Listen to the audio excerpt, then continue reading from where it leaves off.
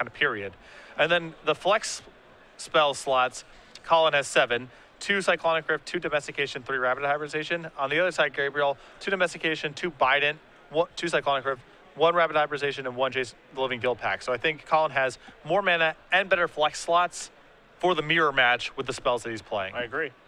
I mean, Collin's off to a great start here. He's got a Judge's Familiar into a Tidebinder Mage. Gabriel has a Tidebinder Mage of his own. And we'll see if Collin has one of the great 3-mana spells in the matchup. Looks like the answer is no. He's going to play Rapid Hybridization right now to clear that out of the way, and there's Tidebinder Mage to tap that, so this is still a pretty good start. And now it'll be an attack here for 3. So Rountree's not messing around. This still requires a power card here. I mean, if Collin has no follow-up, even something like Nightveil Spectre could be really bad. Yeah, that could be the brick wall. Speak of the devil, and it shall appear. So there is a Nightveil Spectre. So does Collin have a payoff card? Thasser and Master of Waves are the cards that we're talking about. There's a Rift to get that out of the way and keep attacking. So it'll be an attack for 5. Wilson's going to go down to 11. He's playing a very tempo-based game. Yeah, the way that he's playing this game, if he finds Thassa, it's awesome because he's already dealt so much damage that some unblockable shots will finish off the game. But well, Rountree does have payoff cards in his hand. The 2 cards in his hand are Master of Waves. So he does have those payoff cards for Devotion. It's going to be a quick untap here from Rountree. See if he can find a 4th land. Hey, he drew a Thassa. So not a 4th land, but just the best card in the deck. Yeah, it'll have to do. Yeah. So now Gabriel Wilson is on the back foot, but as we saw a little bit earlier, being on the back foot in this situation is not a good thing. See Jace in the grip. Another Nightveil Spectre. Here's 4 mana. There is Jace the Living Guild Pack. That will come into play. That will bounce Thassa. Again, non-land permanent is the important part there. You're going to take a look at it. We'll do the same. See, Collin wants to confirm. Okay, it is returned to the non-land permanent. -3 loyalty. And Jace is one of the better cards that Gabriel could have in that spot. I mean, that's a big tempo play. And with the Nykthos in play, now he's at 5 Devotion. Now he can power up multiple cards. Yep. And you see the Cyclonic Rift in his hand. Oh, boy. And he's got 2 copies of Nykthos in his deck. You don't see that a lot. But this could also come up. I mean, he has so much mana, and with a Cyclonic Rift in his hand, this could be a huge turn or set of turns. Yeah, Rift is the backbreaker. If you can get that thing off, overloaded, you can really come back in a game, especially if you have any sort of advantage. Yeah, 24 lands and 2 Shrine of Nykthos, only 3 copies of Mutavault in Gabriel's list.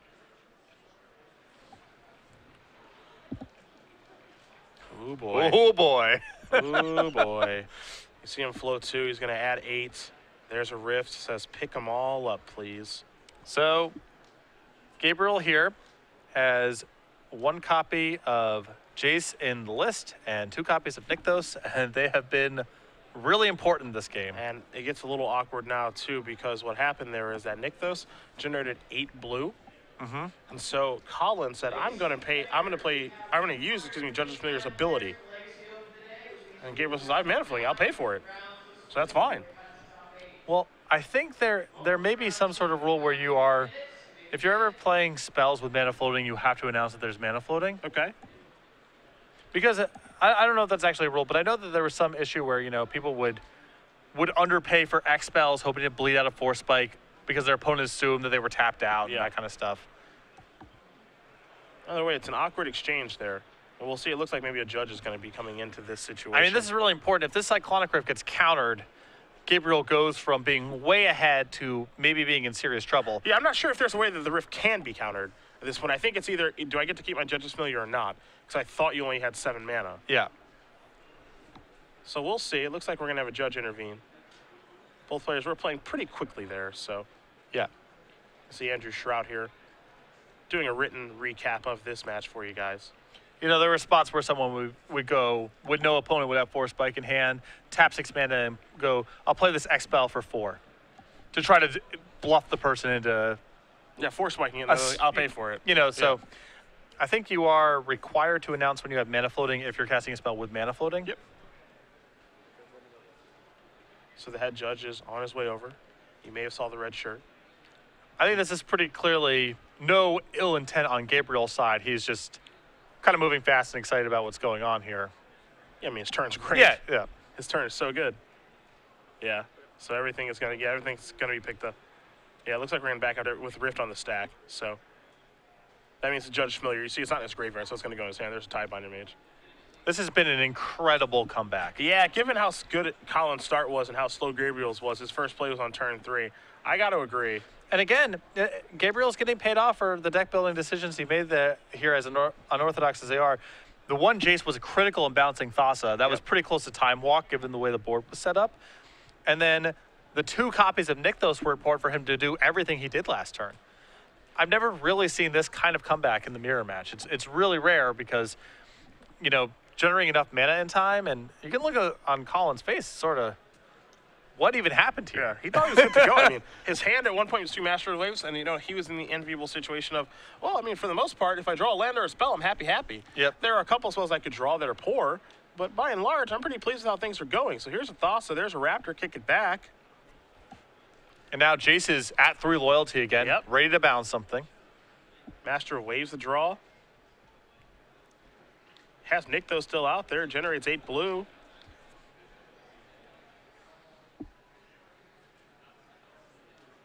Wow, look at that hand, yeah, too. Yeah, that hand's great. Down to 4. Down to 0. Devotion check is 8, 9, 10, 11, 12. I don't even know if we have 12 Elementals on hand. Yep. It's a lot. That is a lot. You're doing okay. And Jace is still there, you know. Could just bounce the Thassa again. Could bounce the Raptor. Sure. Yeah, if he's going to bounce Thassa. I guess the Raptor doesn't even get the block well, so. This is a beating. I've never seen this kind of swing in this matchup. This is unbelievable. Yeah, there's the Spectre triggers. There are going to be some Biden triggers here, so long as Wilson does remember them. And it looks like he may have forgotten them. But I'm not even sure that Who cares? Yeah, I'm not even sure that matters. Knock yourself out. Yeah. Yeah, I'm crushing you so bad it doesn't matter. Gabriel Wilson's going to win game number 1 here over Collin Rountree in the Mono Blue Devotion Mirror with one heck of a comeback. My goodness. That was unbelievable. I have never seen that kind of turnaround in the blue. And normally if there's a turnaround like that, it's, you know, you're looking at turn 6 down the line where Cyclonic Rift is more realistic to set up. Yep. Because of the 2 copies of Nykthos, I believe that happened on turn 5. That was a turn 4 Jace and a turn 5 all of what you just saw there. That was incredible. Quick trivia question for you guys. Rules are pretty simple. Who's got the question, me or you? I do. Okay, you got the rules then. I forgot. Senator will ask you a question. Tweet it at SCG Live, hashtag SCG Premium. One of the correct responders will be selected for a full year of Star City Games Premium at random. Don't worry about answering first, just accurately. And this contest is run at the sole discretion of StarCityGames.com. Twitch TV is in no way affiliated with giveaways on streams. October 3rd, 4th, and the 5th, Star City Games is running a Grand Prix. Mr. Sullivan, Mr. Matthias Hunt, and myself will be doing the coverage of that tournament. The question is, what city are we going to be in for the Grand Prix? And if you can name that city, hashtag the answer, hashtag SCG Premium. Make sure you are following at SCG Live. We'll announce the winner at the conclusion of our final round, which I have a feeling is not going to take very long.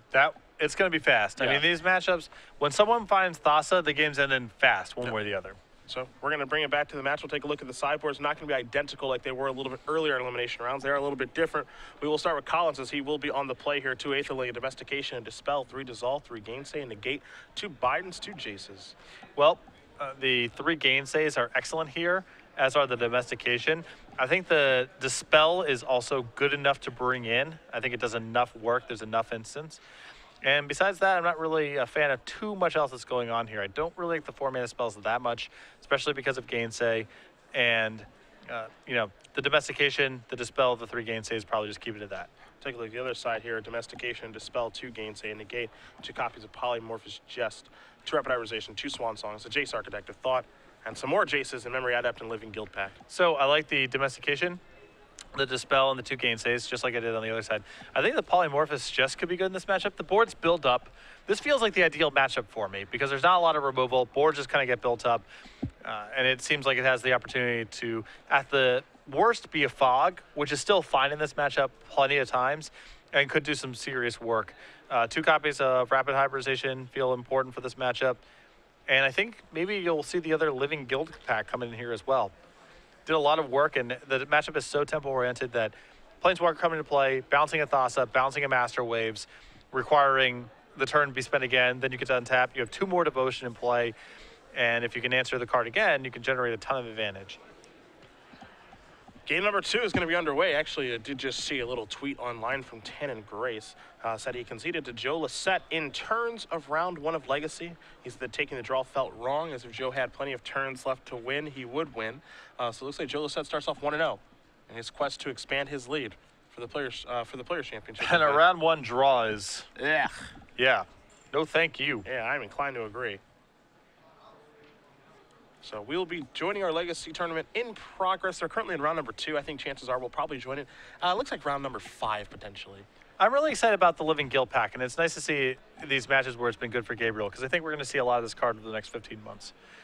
And I think it's going to be another card in the list of underrated Jaces upon printing, which is literally every Jace that ever got printed. Yeah. Yeah. Even Mind Sculptor was underrated. Mind Sculptor was underrated. Yeah. Now, Mind Sculptor was printed in pretty much the most hostile waters possible for that card, because the best deck in the format was Lightning Bolt, Bloodbraid Elf, and Blightning, all of which are pretty...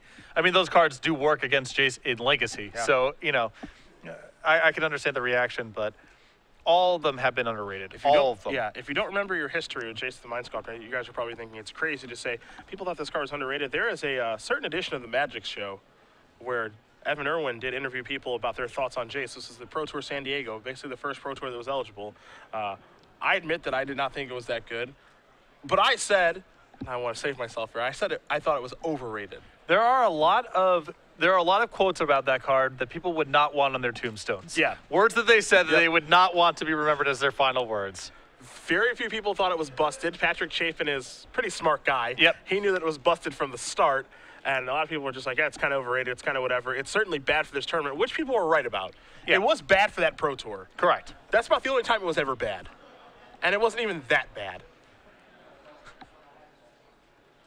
It was merely only okay.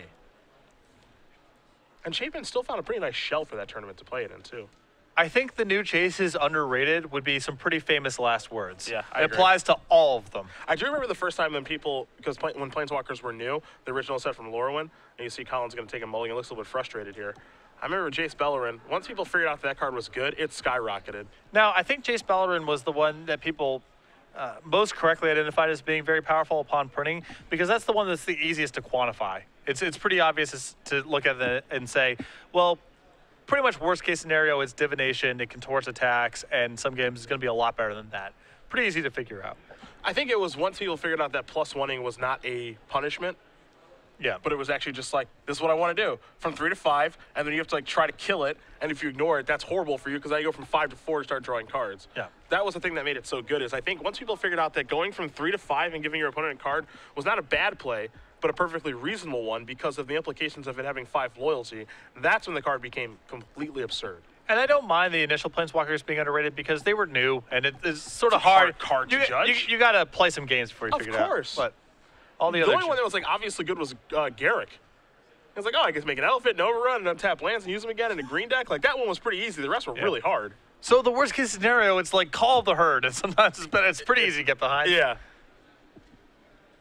We're underway. Cloud from Raptors for each player. Rountree draws Domestication. That's the second land. There's Judge Familiar. Going to evolve the Raptor, get in for 1. Wilson's going to go down to 19. Wilson will draw. Nykthos. Uh-oh. We've seen this before. There's Tidebinder Mage. We'll evolve there. Bash for 1. It's 19 all. Uh-oh. SPGDALs? We've seen this before. Not SPGDALs. Those are gross. They are gross. They're not good. They are definitely gross. In for 3. Wilson going to go down to 16. Take a draw. There's a third land. This is a Thassa. That is an attack for 1. Doesn't want to attack with the Tidebinder Mage because he wants to keep that devotion count high. Now, is this the type of game where Collin may be able to tempo out a Thassa? Not easy to do. It's possible. But he does have the kind of opening. What's this going to be? Oh. Domestication. Well, that'll change some things. Here's some beatdowns in for 5. Wilson down to 11. Devotion very high for Collin as Gabriel untaps his 1-2 Cloud from Rountree. You see the Nick, though, so it's time to scry with a Thassa. Oh, and Gabriel with the Cyclonic Rift in his hand. We may be seeing a replay of last round setup, the last game. He's got some setup to do, though. Oh, yeah. He's far away.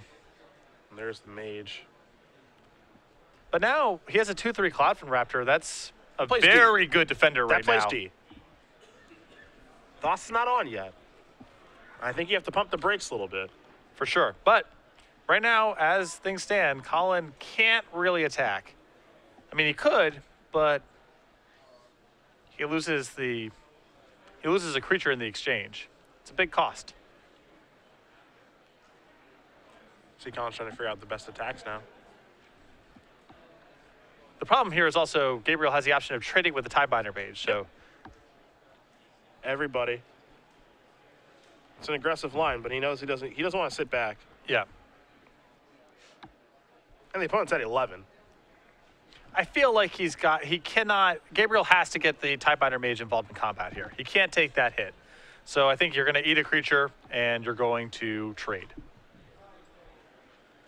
Yeah, like Raptor eats a mage. Yeah. And then the other mage maybe trades. I mean, I think it's important that you get the domestication off the board too. Right. For devotion purposes. Also, make Collin reanimate the Mutavault. Make him spend mana that way. Yeah. So leave him with the Mutavault here and just get the 2 Tiebinders off the table.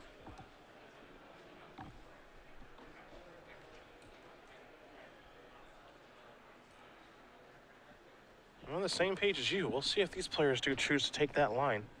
Now, what's interesting about this is because of the Cyclonic Rift, Gabriel might be saying, okay, I'll take this hit. I want to get the Tiebinder back in my hand. Sure. It's a hit for 7. Wilson goes to 4. There's a gainsay. Huh. Yeah, I think at this point, You can sacrifice that. I'm yeah, okay with that. Gabriel just needs to cast the gainsay on whatever. Yeah. Mana's the issue. A little scry time. Now this is a situation where Judge Familiar actually can counter the overloaded Cyclonic Rift because that's going to generate 4 mana. There's a Master.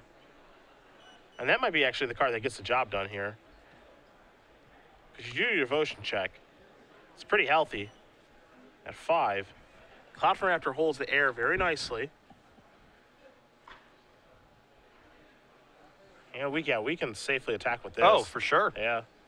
We could probably safely attack with 2, 3, 4. We can attack with Thassa too. I would have attacked with Thassa too. It's Collin still has dangerous draws here. Because if he takes care of your Master Waves, your Thassa is off anyway.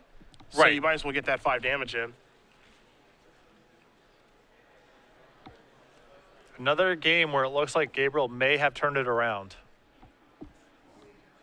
After being on the back foot and having domestication resolved. Now, if Gabriel last turn had the Master of Waves in hand already, I am fine with this line of play. Ooh, boy.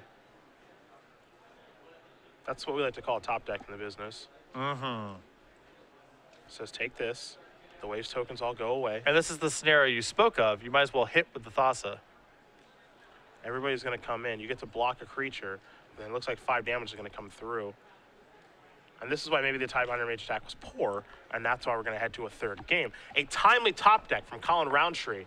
But you play Domestication so you can draw it, and he's smile a little bit about that top deck. It was a risk that maybe did not need to be taken there.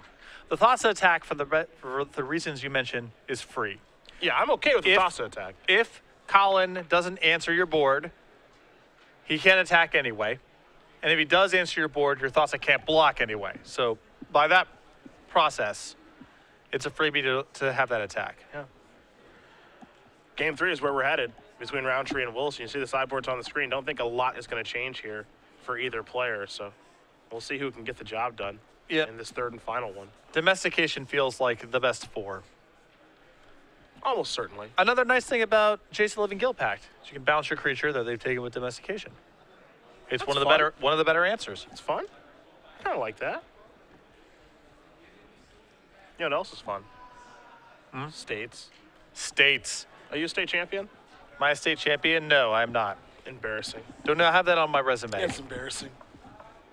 Two-time. Two-time state champion. That's me.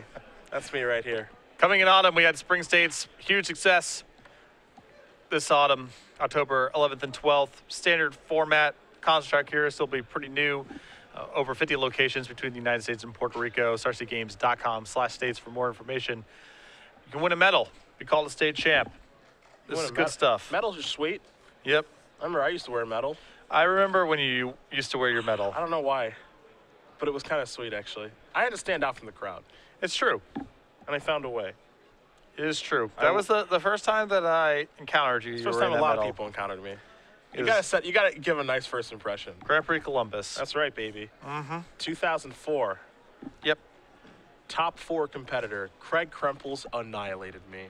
Craig was very good. My goodness. Promise of Power is an aptly named card. Holy God, he killed me with that thing. Yeah.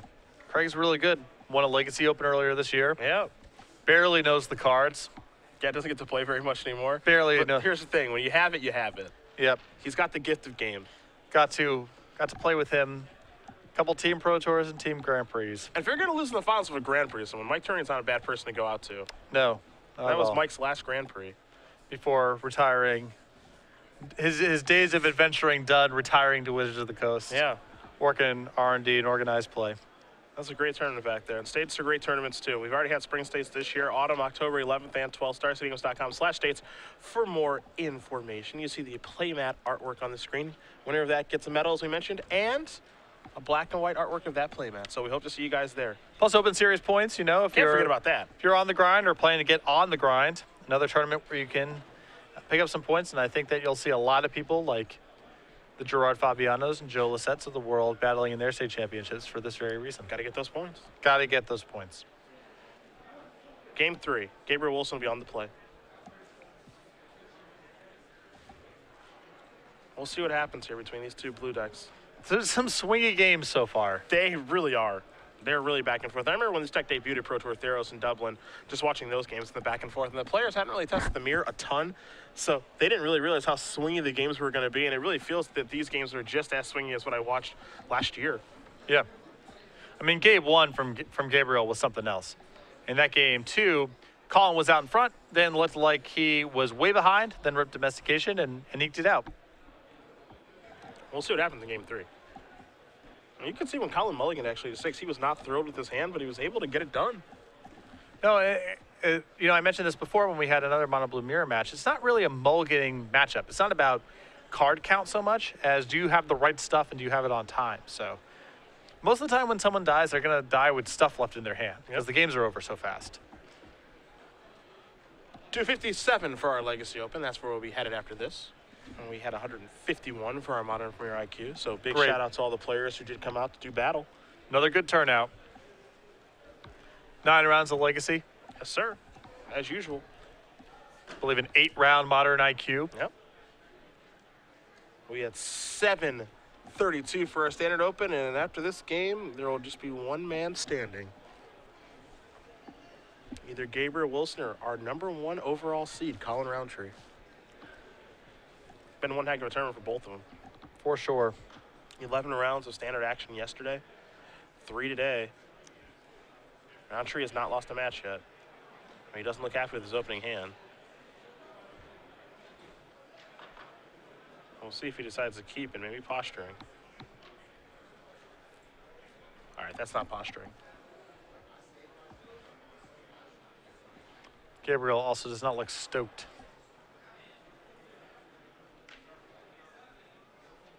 He's going to ship it. Rountree's going to, I think he's going to keep it. Yeah, it looks like it. So Wilson will take a mulligan this go around. Malpo didn't put up great numbers at the Pro Tour. No. Didn't look like. Wasn't much of a player. Yeah. A little bit surprised by that. Yeah, especially with the amount of mono red that showed up. Yeah, which looked to be a lot. There's a lot. Revolution and Channel Fireball both had significant representation of mono red. Yeah.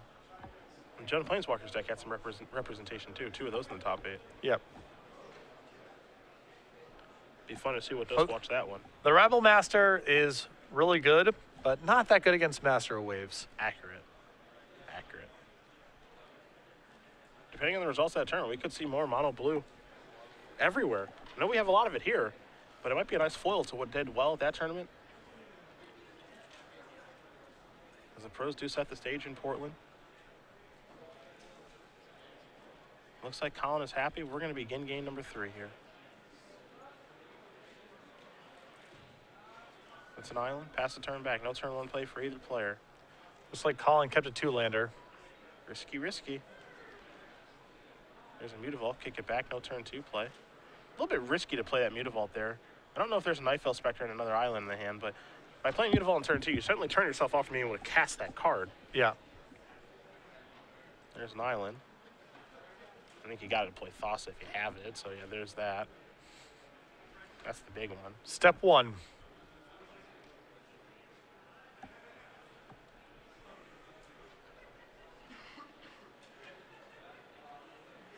Rountree. And I'm playing on his own. This is 3 mana. Spectre or Thassa? Thassa. 2. Wilson to 18. Good starts from both players. Better start for Rountree, though. Time to scry. Top to the bottom. Now here's a Tidebinder. Looks like no land number 4. I think that's an issue.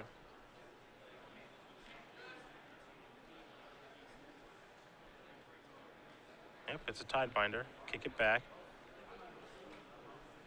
Rountree will scry. And this is the spot, I think, where Collin has one of his domestications. It just needs the 4th land. We may have our Open Series champion. Yeah. Feels like that swing is too much. There's land number 4. Mutavault's an important one. That's a Spectre, so no domestication just yet.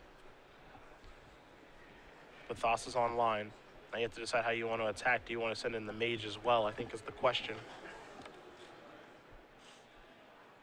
This attack's pretty interesting to me just because if Wilson trades the mages, trades his mage for Collins, his devotion is so low.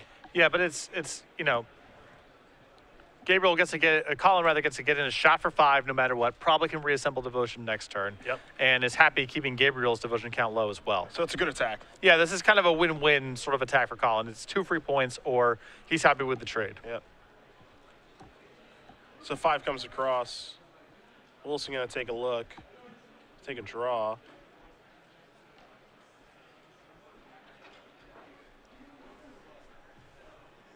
See the domestication there. And he says, I'll take this, thank you. Thanks for the devotion, bro. In for 5, put you to 15. Time to scry. You see the domestication in Collin's hand. 4, ship it. In, put you to 8. So this is one of those time-stamping things. The domestication does cause it to bounce back and forth. Yep. And it did seem like he was setting that up all along. Yeah. Because he had domestication the previous turn. He could have cast on the Tidebinder Mage and attacked. He felt like he wanted to set that play up.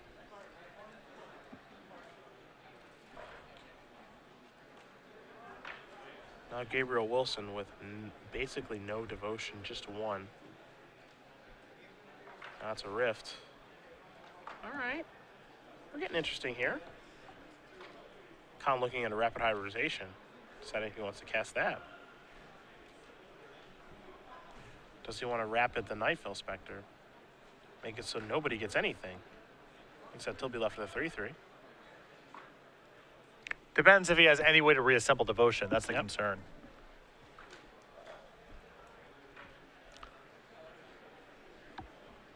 And if you're letting the Nightveil go back, you're potentially playing quite a bit into Gabriel's counters. Yep. So here's this. Is there a gainsay? He says, just a second. I'm not quite sure I want to let that happen. Because there is a gainsay in Wilson's hand. This would be a really good moment for a dispel. Be a great moment for dispel.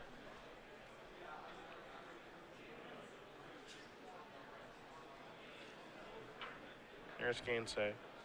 So now Rift's going to resolve. So this goes over there. And all this allows for is just a momentary attack for 5, because Domestication can come down again and take the Spectre. Yeah, it forces Collin to spend his whole turn doing it, but...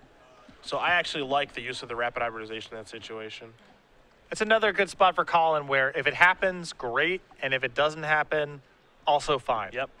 Same thing as the attack. Because I would like to take this back. Attack for 5, puts you to 3. Gonna pass the turn back. He's 1 turn away. Gabriel needs a lot of help. Yeah. That one is gonna go to the bottom. Draw a card. It's rapid hybridization.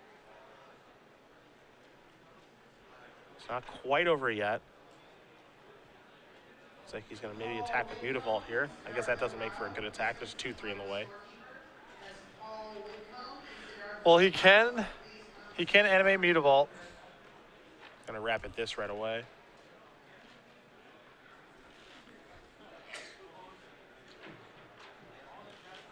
All those domestications are gonna go to the bin. Collin's one's gonna get a 3-3. Now there's a master. He'll be for 2. I mean, However, this just leaves him it's dead on. DOB, yeah. Yep. He's gonna kill that, and yeah, he can just make the Frog Lizard unblockable. So as long as Collin Rountree does see that, and we'll see here in just a second. So he does scry, he does draw. Island. Mutavault. Unblockable, unblockable. That's gonna do it. Collin Rountree is your standard open champion here in Dallas, Fort Worth, Texas. Beating a bunch of mirror matches along the way there. I think in that spot, if Gabriel waits until combat to rapid hybridization the Night Veil Spectre, Yep. depending on what Collin does with his turn, there's a chance he catches back up there. It's a chance. You know, it's not great. Both players have Thassus, so both players are scrying, but maybe you can outdraw your opponent in that situation. Yeah, if you get to a Cyclonic Rift, if you get to your Jace, maybe you can kind of get back into the game. But as it stands, Collin Rountree, his build was great for this tournament. I mean, he ran into so much mirror match here, you know, in the semis and the finals here. And his build is very well suited to win the mirror.